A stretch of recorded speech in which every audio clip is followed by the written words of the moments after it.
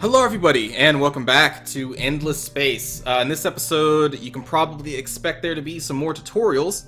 I have just clicked on the Academy button, which is up here and is kind of now blurred out, but we're going to learn about heroes in this game. Alright, so the Academy is where you hire or manage heroes. Powerful characters who can greatly improve the efficiency of your star systems and fleets. The Academy is separated into two parts, the management of active heroes and the recruitment of new ones. When you click on the lower part, you switch the top and bottom halves of the view. Whenever you enter the screen, it is set to hero management on top, assign or reassign heroes to fleets and systems, and hero recruitment on bottom. And then you would switch these. Okay. When one of the two lists is selected, its available actions appear as you select each hero. These actions will depend on the list, manage, or recruit, and the situation of the hero, not hired, idle, injured, assigned to a fleet, etc. So that's what this is. When you start the game, some heroes are available for hire. More will come after a number of turns. To hire a hero, select the recruit list, select the hero, and click the hire button. Which I'm assuming would probably be right here. This will deduct the hiring cost from your treasury. Once a hero is hired, his or her upkeep cost will be subtracted from your Empire treasury each turn. If you are having financial problems, you can expel a hero to save dust, but he will leave your Empire permanently. The standard activity for an active hero is to manage a fleet or a star system, which you perform by clicking on the Assign button. Okay. The game also offers many shortcuts to assign heroes directly from the star system view or fleet view interfaces. If you want to know more about a hero, you can click the Inspect button to check out their information and abilities. I will probably be clicking on that. The Erasio faction is allowed to clone... Oh, well, we're not the Erasio faction. Alright, so we have Heroes for Hire. That looks very strange. -2 upkeep, -2 upkeep. It requires 20 dust. We only have 10... So we couldn't even buy these guys if we wanted to, at least not yet. But let's check them out a little bit. Let's inspect Oh Who Seeks. Whoa. Oh, okay, another tutorial section. I was like, what the hell? Alright, the Hero Inspection panel displays critical information about a hero and also allows you to select new abilities as your hero progresses in skill. Cool, so there's a level up feature. That's cool. A hero's overall power is defined by their level, which is the same for both classes. Oh, corporate and administer, I'm assuming. Each hero has 2 classes out of 5 possible, which determine their ability to perform certain missions. Some heroes will be more adept at governing star systems, others at commanding fleets. Yeah, that's right there. Okay. The upkeep cost of a hero needs to be paid each turn by your Empire and increases as the hero gains levels. The hero attributes determine the bonuses they bring to his star system or fleet. These attributes can be increased by selecting certain abilities when the hero gains a level. Labor... Wit? Melee, offense, defense? I'm not sure what that says. But okay. When a hero has gained enough experience governing a star system or commanding a fleet, they gain a new level and can unlock a new ability, which are going to be listed down there. I like that. That's a picture of an elephant. What the heck? As long as you have ability points left, right there, you can select an ability to acquire it for the hero. Those are your unlock choices, okay? This area summarizes all of the bonuses provided by the hero. Okay. So this is a level 1. He is a pilot, which, oh, what is this? Okay, these are the skills that he has access to as a pilot. I'm guessing. But why are these certain ones highlighted?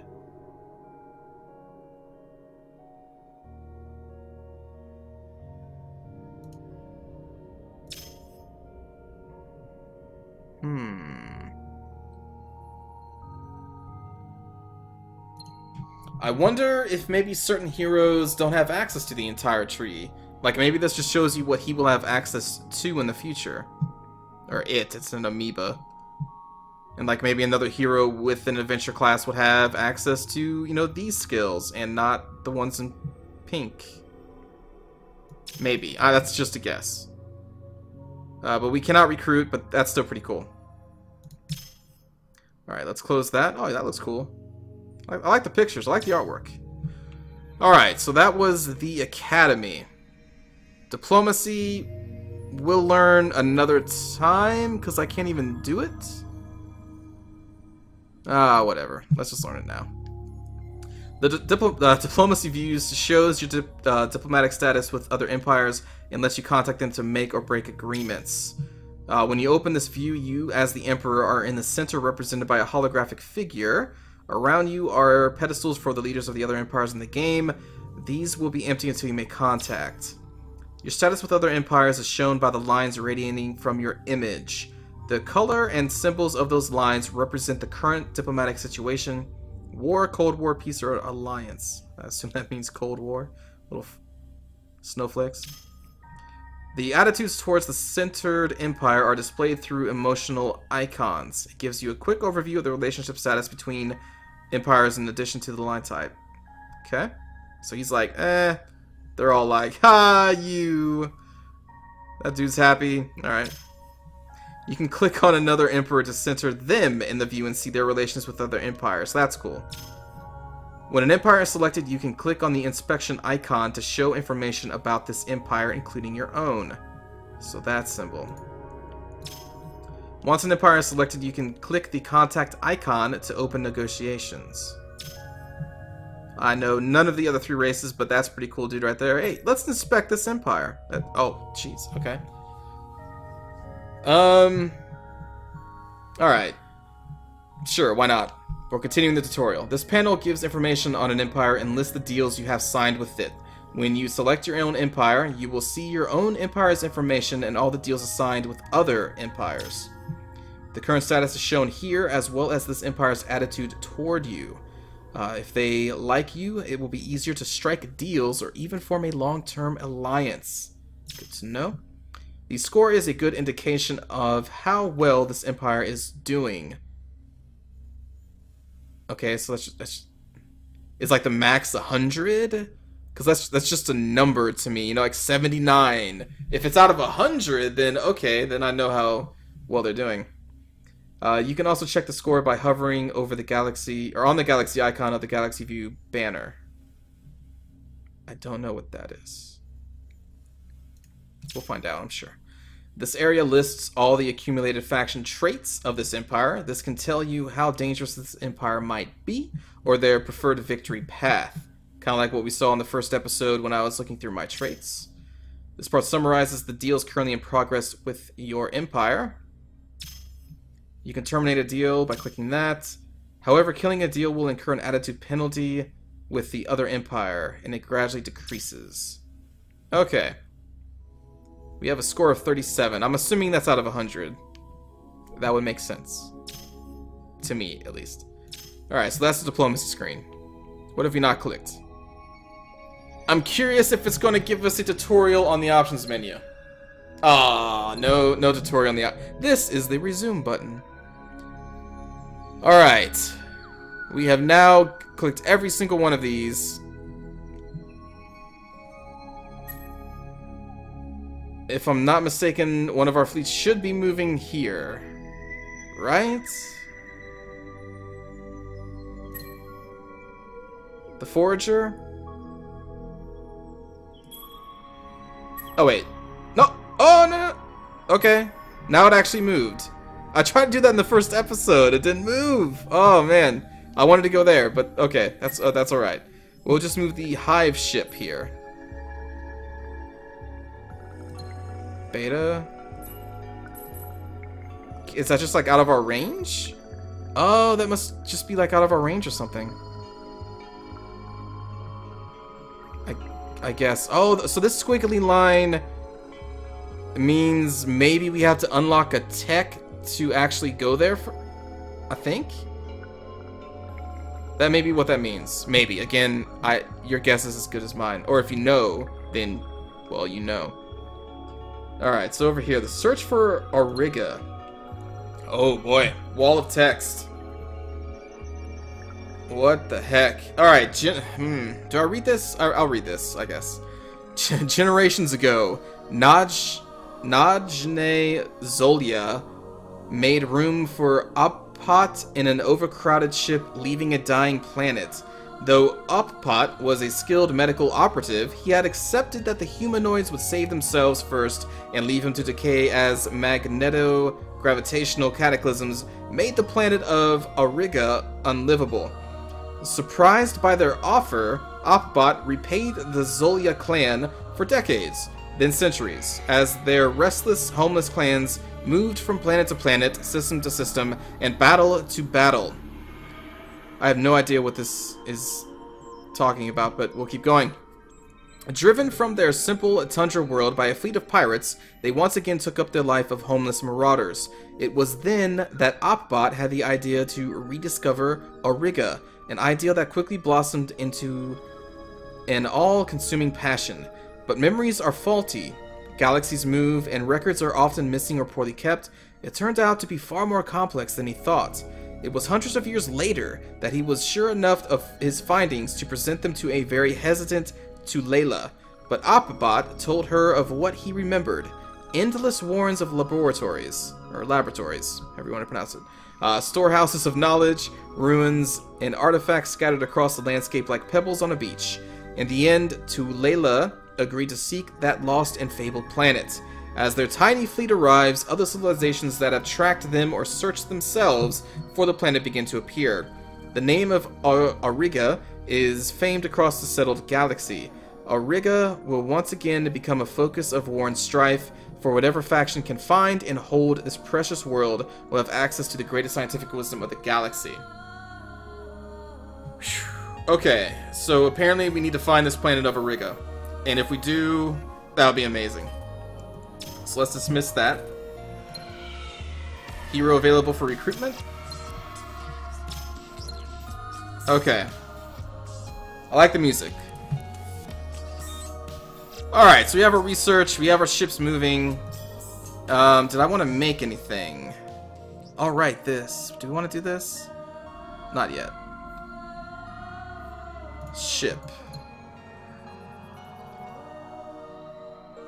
7 turns, 6 turns.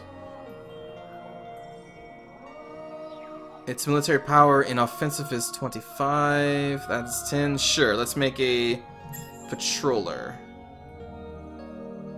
And they're making the industrial zone. Okay. Okay. So let's close. And I think we can end our first turn. Boom! Turn is ended. The Cravers are on the loose. Alright, we are on turn 2. So this button will make our ships move, so let's just do that. Alright, we have 2 possible planets for colonization. And then I saw up here... Okay, so this is telling me that there's a blue cap mold on that planet and that planet. Blue cap mold will give us 10 approval, +1 food per person, and +1 dust per person. Effects if resource monopoly, 4+. +20% approval. If monopoly? Well, I mean, typically monopoly is like you have the entire, like that business or whatever is all you, and you're the only one. So I'm assuming monopoly would be I have to have all blue cap mold in the system, I think, if I was to guess. Alright, so the ones we can colonize is going to be this tiny arid planet and a small arid planet. And oh, there we go. It tells you it has blue cap mold down there. And this has 2 blue cap molds. Oh, there's no other additional information. So, what this is telling me... because it also has this 4 research, 9 dust, 2 industrial, is that we need to move this guy over here immediately. And we will now move our forager over there. We are still building the industrial zone here. 8 more turns till we get another person. Okay. Let's end the turn.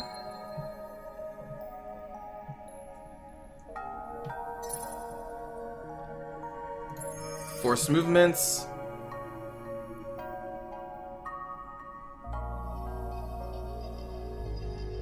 Wait, what? How did we... Okay. Alright, so we also have 2 arid planets here, and also a tundra. But we can't colonize that yet, but I think we should be able to on our research path. I think. Man, that's a lot of tundra. So anyway, we have psychoactive air. What is that? What does that do? Oops.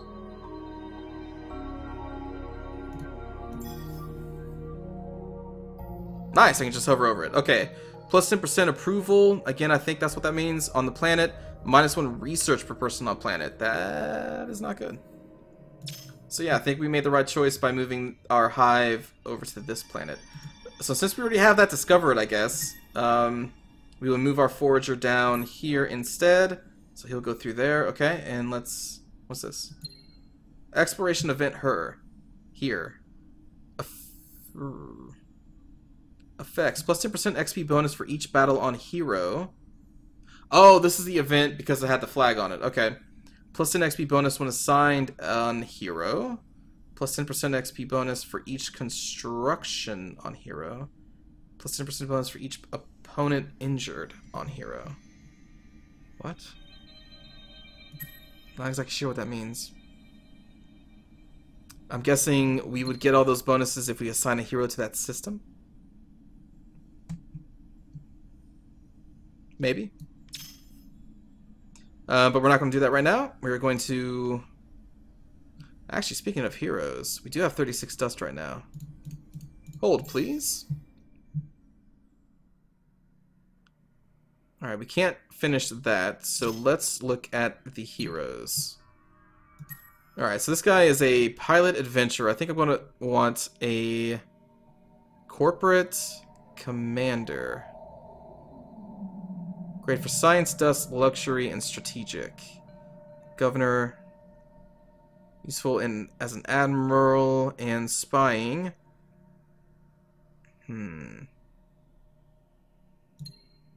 Let's see this guy.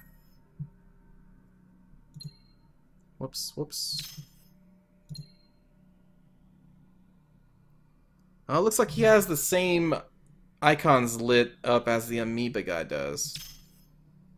But since he's a corporate adventurer, he's going to be good for managing and then also for spying, so I think that would be good for a star system. Effects on the hero. Plus 12% military power on fleet weapons. Plus 15% or plus 15 defense on star systems. Plus 30% movement on fleet. Plus 16% defense on fleet.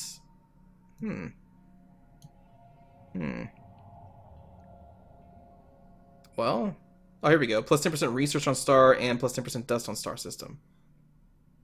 Okay, let's hire Joran Egezri. I like that each one has a description too. I guess we can read it. A dangerous operator. Egezri is known for his affection for data. He will take the time necessary to analyze and calculate risks, then happily leap in and take them. As a member of a corporate military security department, Egezri volunteered as a guinea pig to be infiltrated by dust. Oh, the dust. We're going to hire him. And then we're going to assign him to our main system. And okay.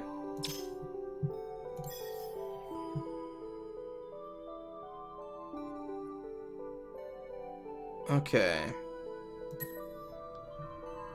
So we are getting more research and dust in the system now, but it's so low, I don't even know if it's actually really affecting us. I didn't look at these stats before I hired him. Unfortunately, I should have done that. Okay. Let's go in here. Right, we need adaptive colonies to search that, and we're still building the... Okay. Close, and end.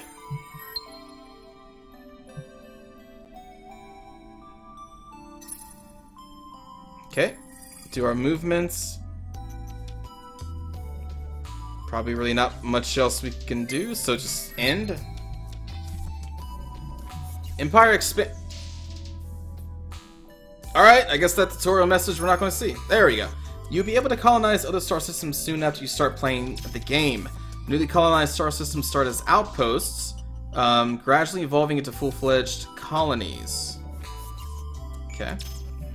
Colonies generate a border around them, which defines your empire's frontiers. This territory expands as the system grows. Spaceships have a detection range, which reveals nearby enemy ships. Okay. When you meet with new empires, you share a status of Cold War. That is unchanged unless you declare war or are able to negotiate peace. Okay. When in Cold War, all ships can engage in battle outside of their empire territory. Outposts control no territory until they become full colonies. They can be invaded by enemy forces without a declaration of war, as they are not yet part of your empire. Ooh, that's interesting. Huh. So I could freely raid and attack people's outposts without declaring war. That's kind of cool. That is kind of cool. Alright, well, let's force the moves. We completed the dome, which increased our industry. We're now doing 16, and we are now making a patroller. Okay, cool. Close and in turn.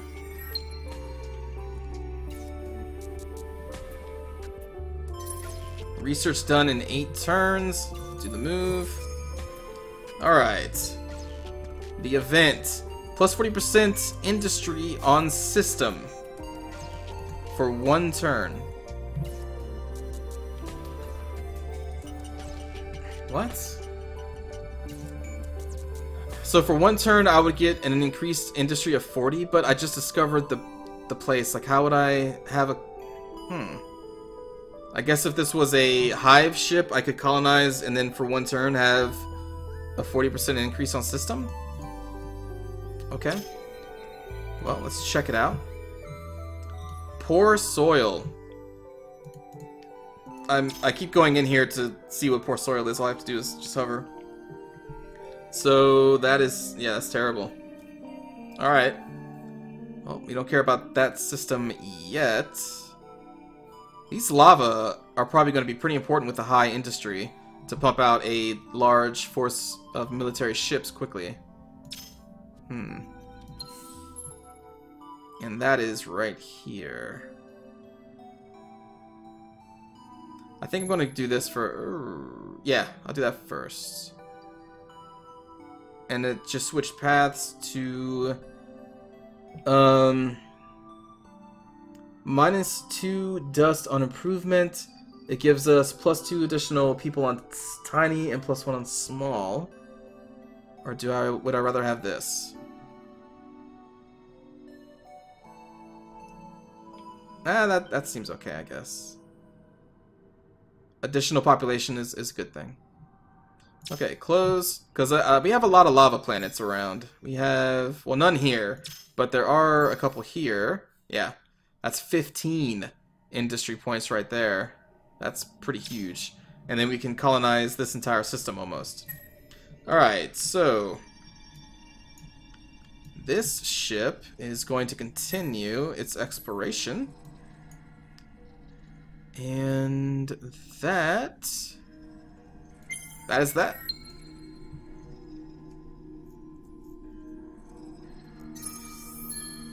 Alright. Alright, Jorwin has leveled up. Cool, let's click on this. Alright. Ability unlocked. +3 labor on hero.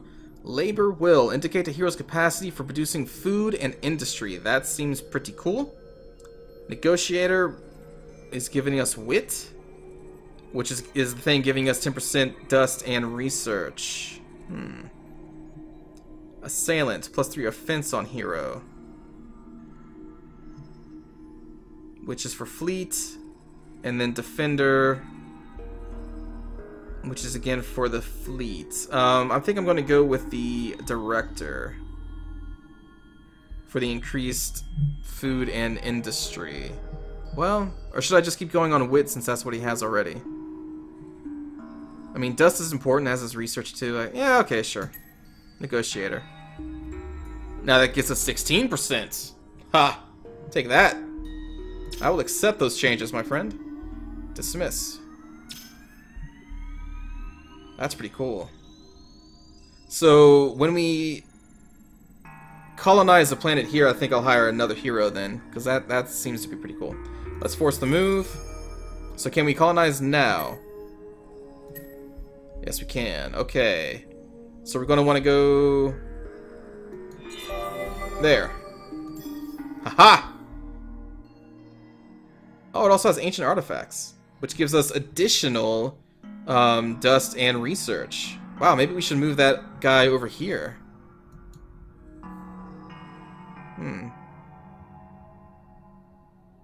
Well, not yet. Because he gives a +2 percentage, but even with this ancient artifacts, we're not producing that much yet compared to our other planets. So no, we will not do that. But let's look at these heroes again. Wow, 80 to recruit our second. Okay, so that shot up in price. I cannot afford another hero right now. Let's see this one. Another... wow, voice breaking. That happens when I have talked a lot in a day, and I have recorded a lot today. Let's see. A entropic field. Minus 30% upkeep on star system. Does that mean upkeep on our fleets that are there? It would have to be, right? Again, these lava planets are pretty cool. I'm sure we're not going to get much food. Yeah, we're not getting like any food or research from them. And barren is research. Desert is dust. Tundra is just kind of crappy all around. Okay. So each planet type has its own kind of specialty. Alright. So now I have these little weird lines, which I guess means we cannot... Yep, we cannot go there yet. Okay, well, we will send our forager up to scout this red supergiant. Interesting. So you're kind of forced in your own little bubble until you research the right technology to go further. Okay. And... wait a minute. I didn't see any production here. So that means... I don't see a ship either. Oh, right, it's in a hangar. Right. Okay. Well, I don't see any reason to actually put it in a fleet right now. So we'll just leave it there. Yeah. Okay. So for our production in the system... is there even anything we could do? Because that would just replace that.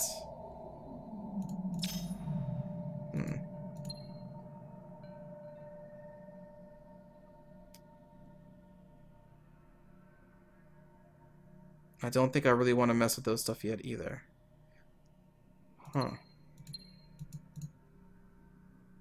Okay. Well, we'll just close that and go here. Okay, so exploitation. For this one, we would probably want to do dust, right?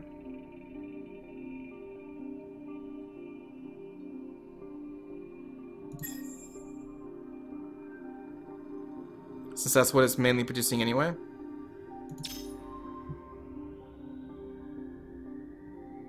Yeah. Okay. So that's what we will do. Let's close. And go through these events. Plus 10% happiness on system for 20 turns in Pictor. Okay. Alright, there's our construction complete. Alright. Exploration event. That's what I just saw, right? Great things have small beginnings. Haggard, unsure, but full of hope, the first colonists of your faction have set foot on another planet. It may seem trivial, but even the most epic adventure begins with a single step. That is very true. Alright, so that guy is now on his way up there. Actually, you know, what I could do here is I should produce another... Hive ship. There we go. And end.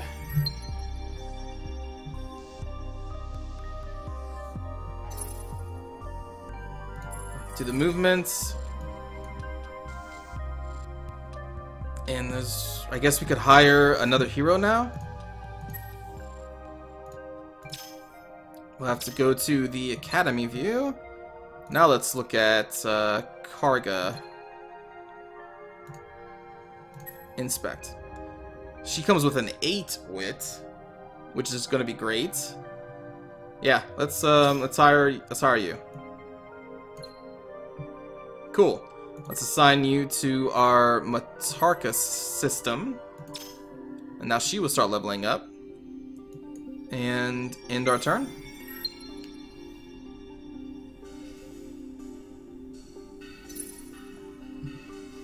Okay, do the moves. There we go. Event. This discovery will have no effect as you have no hero in your fleet. Well, alright. We have no planets that we can colonize yet. We have 2 asteroids, a hydrogen, and a desert. So yeah, we're probably not going to be able to do any of those for quite a while. Alright, well, this forager can now... Oops, that's not what I wanted to do. Can now go home. And I'll probably put it in the hangar so it doesn't have any upkeep. Let me see.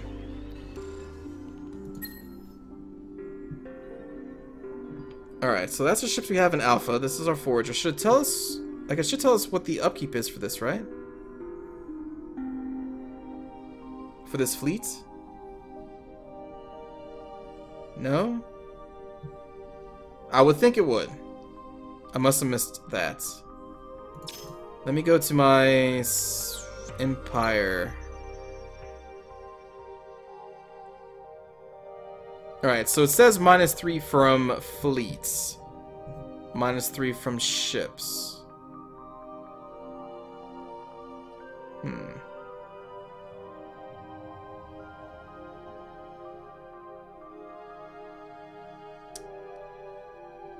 Okay.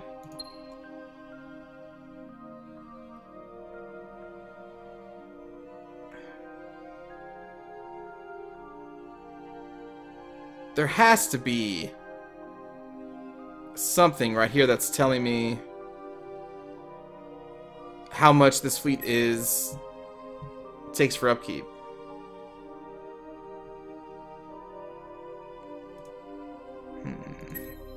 Does it tell me here? No.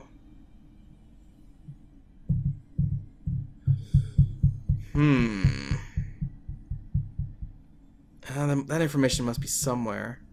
Other than just the generic, hey, you know, -3 from fleets. But when I have multiple fleets, like, I need to know how much each fleet is upkeep to keep around. Oh, well.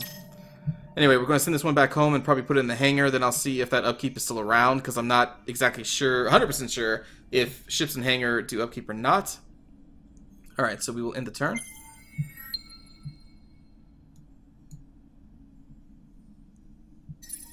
And do the movement.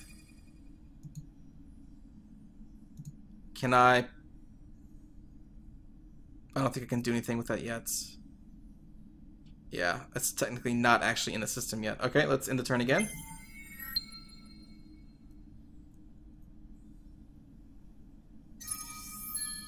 Alright, what is this? Wow, level 3 already. Veteran 1. +1 labor, melee, offense, and wit. Director 1. Smart investor. Trade routes, don't care. Don't want. +15 happiness on star system. Could probably be pretty good. An additional 3 wits. Offense. +20 dust on star system. Yeah.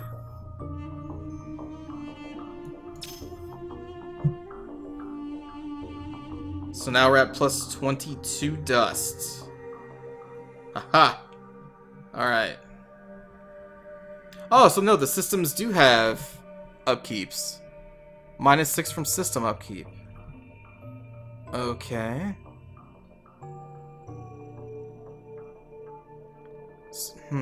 Okay. What it... Oh, whoops, I did not... Oh, wait, what? Why is it still on here, then? I did confirm it.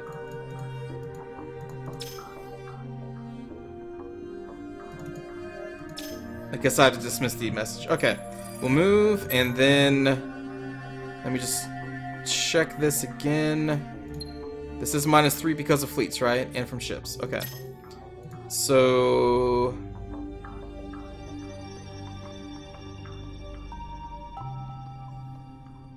I want you to disband.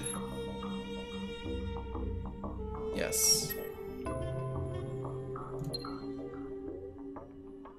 Okay.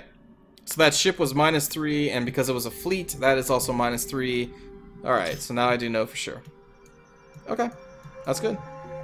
We have one more turn till our research is up, so let's do that.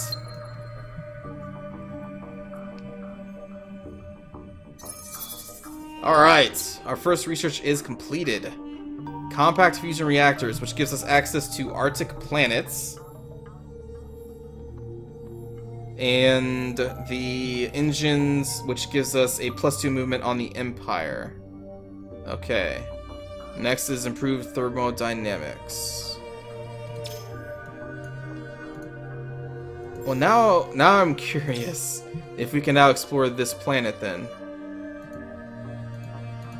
Okay, so let me...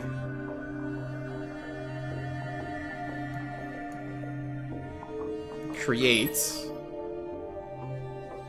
Okay. This guy can... Alright, that's right, we can just drag to the hangar. Okay. The Forger... No, we cannot... We still can't make it there. So maybe we need to actually upgrade our engine?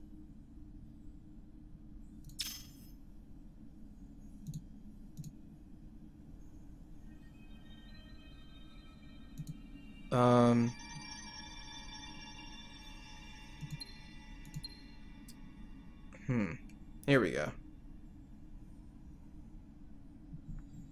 +2 on ship. So if we just instead add another engine, which we can't. Missing requirement, I cannot add another engine.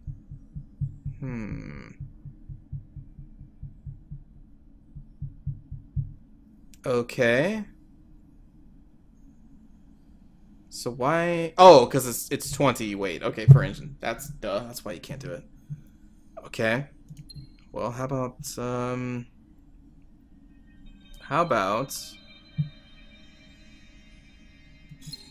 we make this just a pure scout. We take off all of its offensive and defensive abilities. No, we still can't add another engine.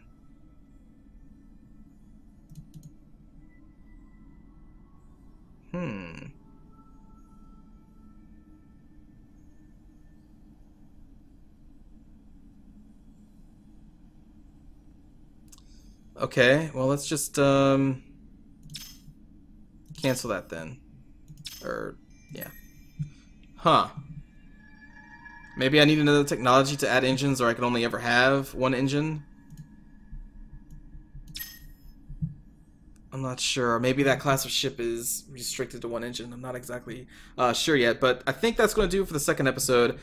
Seems like we were out of the tutorial part of this game, so now it's just me playing the game and trying to learn how to play the this race correctly, which I'm sure I'm probably already messing up. I'm sure I am, but hey, it's my first game. You know, take it easy on me. Again, feedback, comments are always welcome. Let me know any advice you have, and I will see you all in the next episode.